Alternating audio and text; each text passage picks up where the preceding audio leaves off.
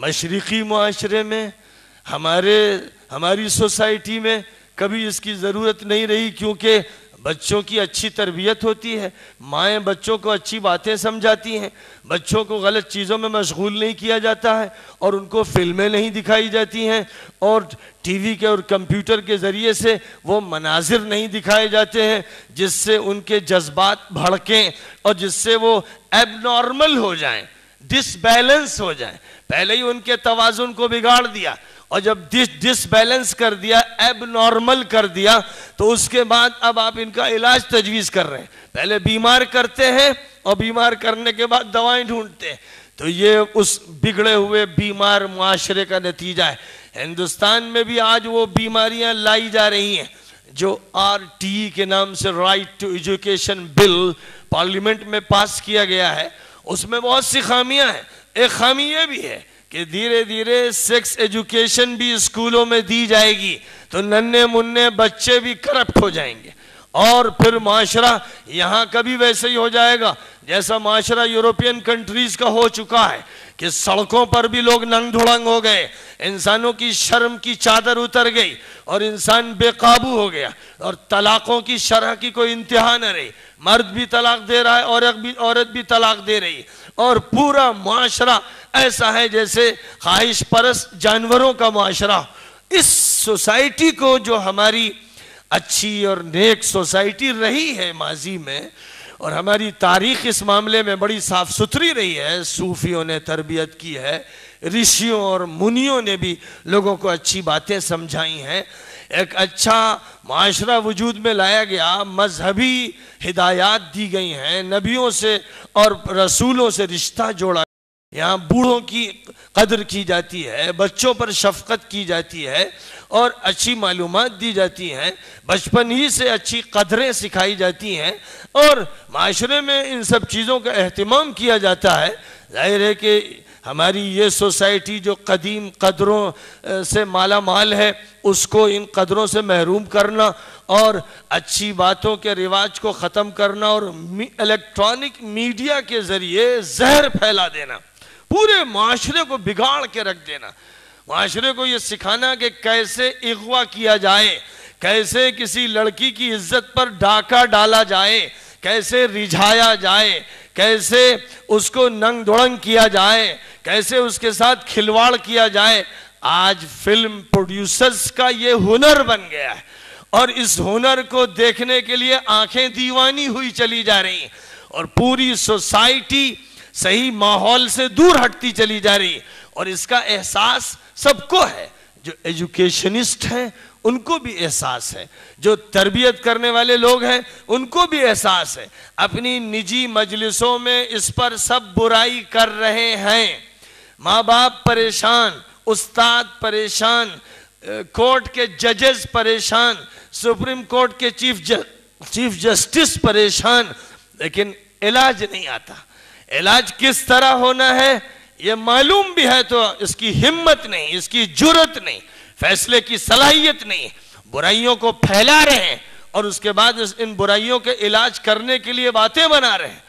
تو یہ ایک ایسا معاشرہ ہے جو تضاد کا شکار ہے، کنٹرڈکشنز کا شکار ہے۔ ایک طرف یہ بد پرہیزی کرتا ہے اور دوا کھاتا ہے، ایک طرف یہ زہر پیتا ہے اور تریاک کھاتا ہے۔ یہ پاگلوں کا معاشرہ ہے، سنکیوں کا، یہ ان لوگوں کا معاشرہ ہے جو پیغمبروں کی تعلیمات سے محروم ہو کے رہ گئے، یہ ان لوگوں کا معاشرہ ہے جو جانوروں کی سطح پر آ گئے، اور جانور بھی عام نہیں، بکری بھی صاف ستھری ہوتی ہے، گندے سور کے معاشرے پر آ گئے، معاشرہ بگڑ کے رہ گیا، شراب نے ان کو بدمست کر کے رکھ دیا، اور گندی چیزوں نے، فحاشی اور عیاشی نے ان کے اندر صالح جذبات کو موت سے ہمکنار کر دیا۔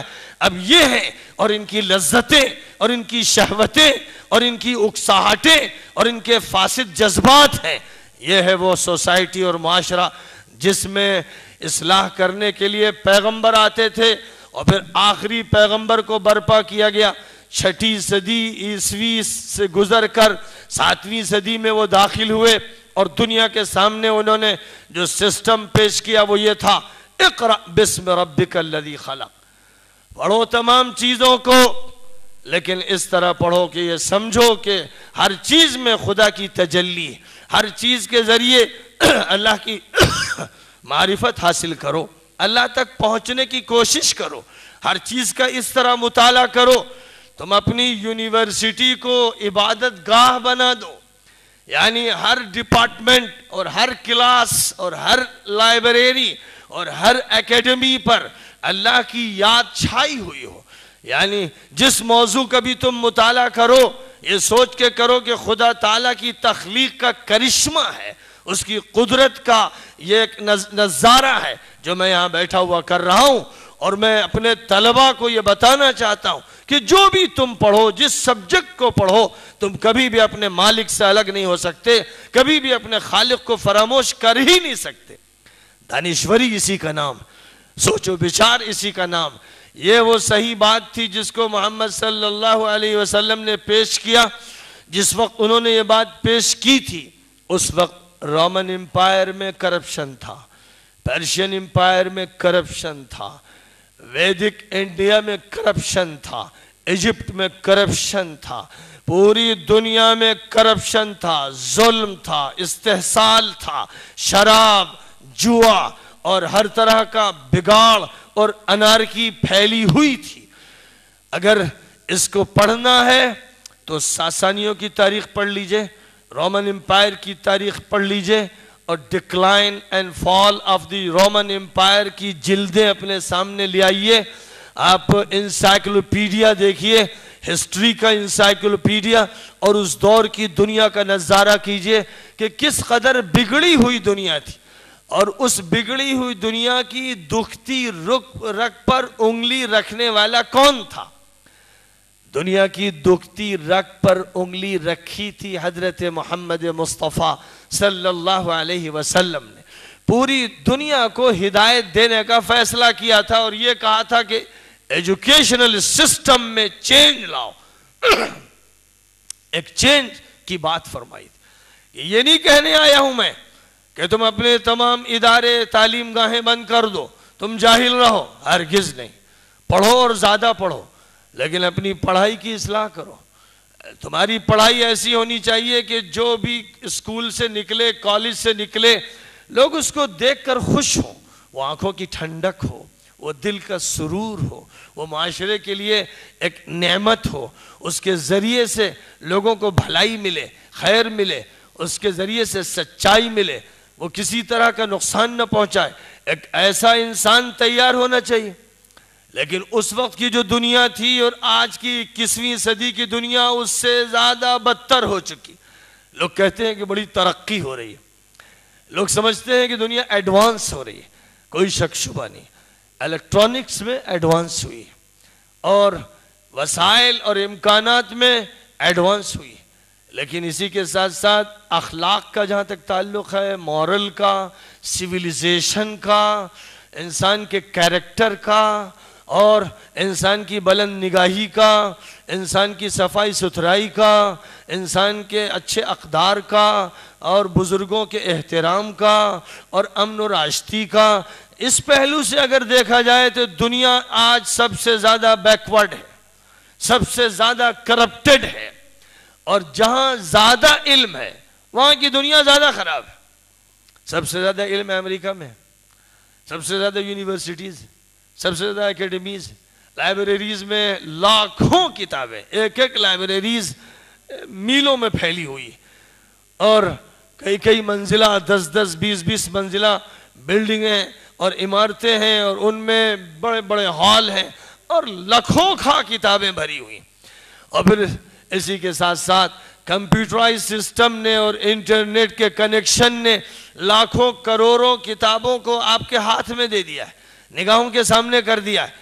لیکن مجھے بتائیے اس وقت کی سوسائٹی جو امریکن اور یورپین ہے، کیا وہ مثالی ہے، آئیڈیل ہے، ماڈل ہے؟ کیا سب سے زیادہ بگاڑ وہی نہیں ہے؟ سب سے زیادہ اخلاقی بگاڑ، سب سے زیادہ کرپشن، سب سے زیادہ شراب اور سب سے زیادہ طلاقیں اور سب سے زیادہ فیملی سسٹم کی تباہی اور سب سے زیادہ پوری دنیا پر ظلم امریکہ سے ہو رہا ہے. پوری دنیا کے لاکھوں انسانوں کا خون امریکہ کی گردن پہ ہے. دنیا میں اتنا بڑا پاپی ملک کوئی نہیں. وہاں کے عوام پاپی نہیں, وہاں کی حکومت پاپی, وہاں کی فوج بد کردار و پاپی, وہاں کے پالیسی میکرز وقت کے شیطان ہیں, ابلیس ہیں, جنہوں نے آج لاکھوں انسانوں کا خون بہانے کے بعد ادنا شرم محسوس نہیں کی. یہ پڑھے لکھے لوگ ہیں, جاہل نہیں, یہ کسان نہیں ہے, یہ مزدور نہیں ہے, یہ لٹھمار لوگ نہیں ہیں. یہ وہ لوگ ہیں جنہوں نے علم حاصل کیا ہے, جو سائنس کی تعلیم حاصل کیے ہوئے, لیکن انہوں نے سائنس کو ایک ڈسٹرکٹیو پاور کے طور پر استعمال کیا. انہوں نے نیوکلیائی پاور تیار کی اور پہلے ناگاساکی اور ہیروشیما پر اس کا تجربہ کیا, اور اس کے بعد بار بار دھمکی دی عراق کو اور افغانستان کو کہ ہم نیوکلیائی بم بھی استعمال کر سکتے ہیں, یعنی تیار رہو, ایک وقت میں لاکھوں کو مار سکتے ہیں. اور جو پوری دنیا میں UN سلامتی کونسل کے چارٹر کی بنیاد پر ہتھیار ممنوع قرار دیے گئے, ان ہتھیاروں کی بارش کر کے لاکھوں انسانوں کے چتھڑے اڑائے گئے افغانستان میں, عراق میں, اور اس سے پہلے ویتنام میں, صومالیہ میں, دنیا کے مختلف خطوں میں ان پاپیوں نے, ان آدم خوروں نے, ان ظالموں نے لاکھوں کا خون بہایا, بچوں کا, بوڑھوں کا, عورتوں کا, پجاریوں کا, نمازیوں کا. کسی نے اگر جرم کیا تھا تو اسے پکڑ کر عدالت میں لانا, یہ ہے انصاف, یہ ہے قانون, یہ ہے ہیومن رائٹس کا اصول و ضابطہ. بغیر عدالت کے, بغیر جرم ثابت کیے ہوئے اس ایک کو نشانہ بنانے کے نام پر لاکھوں انسانوں کے چتھڑے اڑا دینا, یہ ابلیسیت اور شیطنت کے علاوہ کیا ہے؟ لیکن آج پوری دنیا غلاموں میں تبدیل ہو چکی ہے, دنیا کیچووں اور کیڑوں سے بھری ہوئی ہے. اگر دنیا میں انسان ہوتے تو چیخ پڑتے اور امریکہ کی کلائی پکڑ کے توڑ دیتے کہ او مجرم, او بدماش, او بد کردار, انسانوں کا خون بہانے کا حق کس نے دیا تجھ کو؟ لیکن دنیا تماشائی بنی ہوئی ہے کہ ابلیس وقت ناچ رہا ہے, ہم بھی شیطان ہیں تیرے ساتھ ناچیں گے. فلم کا ہیرو ناچ رہا ہے تو سبھی تھرک رہے ہیں. ٹی وی کی اسکرین پر دیکھنے والی بچی بھی ناچنے لگی اور بچہ بھی ناچ رہا ہے, اس لیے کہ جب ناچ سکھایا جائے گا, گانے سکھائے جائیں گے, جب تھرکنا سکھایا جائے گا, جب اچھا ماحول نہیں دیا جائے گا اور 24 گھنٹے کے سارے پروگرام بگڑے ہوئے آئیں گے, انسان کی انسانیت کو چوسا جائے گا, شرم کو ختم کیا جائے گا اور ادب اور احترام کو ماحول سے نیست و نابود کیا جائے گا. یہی مقصد ہوگا ٹی وی اسٹیشن کا, اور یہی مقصد ہوگا ریڈیو کے پروگراموں کا. اس کے پیچھے جو لابیز ہوں گی وہ شیطانی لابیز ہوں گی جن کا مقصد اخلاق کا خاتمہ ہے. جب یہ ہوگا تو پھر دنیا کہاں جائے گی؟ کہاں پناہ لے لوگ جو نیک بن کے رہنا چاہتے ہیں؟ اپنی کوٹریوں میں, اپنے کمروں میں چھپے ہوئے ہیں, مسجد میں جا کے نماز پڑھ لیتے ہیں, اللہ اللہ کر لیتے ہیں, دعا مانگتے ہیں کہ اللہ اس ماحول کی تباہی سے حفاظت فرما, ہمارے بچوں کی حفاظت فرما, اللہ بچیوں کو محفوظ فرما, اللہ ہمارا ماحول نہ بگڑنے پائے. اس کے لیے کوئی اسکول بناتا ہے کہ ہم اپنے بچوں کے اخلاق محفوظ رکھیں, ذہن محفوظ رکھیں. چاروں طرف پلیوشن ہے, تعلیم کو تباہ کر دیا, یونیورسٹیز کو تباہ کر دیا, پارلیمنٹ کو تباہ کر دیا, پالیسی میکر نے اپنے اداروں کو تباہ کر دیا. چاروں طرف شیطانوں کے جھمگھٹے, چاروں طرف پاپیوں اور مجرموں کی ٹولیاں. ان سے بچ کر کوئی جائے تو کہاں جائے؟ پناہ گاہیں ختم ہو گئیں.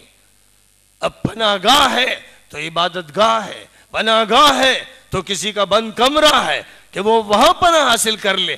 لیکن الیکٹرانک میڈیا نے گھر کے بند کمروں کو بھی محفوظ رہنے نہیں دیا, وہاں پر بھی ڈکیتی مار دی کہ جہاں آپ سو رہے ہیں وہاں پر بھی آپ شوق میں اسکرین لے ہی آئے. آپ نے لا کر ایک ٹی وی سیٹ رکھ ہی دیا. آپ نے سوچا ہوگا کہ انٹرٹینمنٹ کے لیے اس کا استعمال کریں گے, لیکن اس میں جو خبریں دی گئیں ان میں جھوٹ بولا گیا, فراڈ کیا گیا, دھوکہ دیا گیا, فرقہ واریت کو پھیلایا گیا, ہندو مسلم دشمنی کو عام کیا گیا, اور ایک دوسرے کو لڑانے اور ٹکرانے اور جنگیں چھیڑنے کی پالیسیاں اختیار کی گئیں. خبروں کو صرف پیش نہیں کیا گیا، خبروں کو بنا